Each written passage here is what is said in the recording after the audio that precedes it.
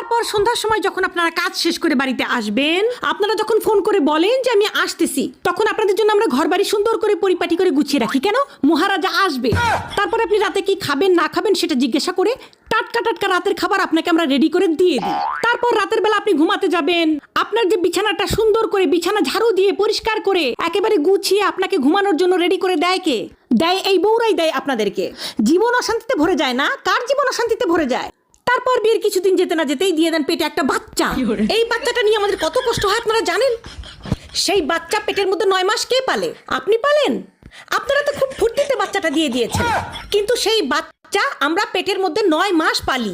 পেলে সেই বাচ্চাটাকে ছোট থেকে বড় করি আমরা, গু সাফ করি আমরা, গু মদ সবকিছু পরিষ্কার করে বাচ্চাটাকে তিলি তিলি বড় করি, খাওয়াই, স্কুলে নিয়ে যাই, পড়াই। তারপরে কিছুদিন যেতে না যেতেই পরিবারের সবাই মিলে, বৌমা একটা বাচ্চার কোনো ভরসা আছে, আরেকটা বাচ্চা নাও। তারপরে আরেকটা বাচ্চা হয়, আমাদের জীবন হয়ে যায় তেনা।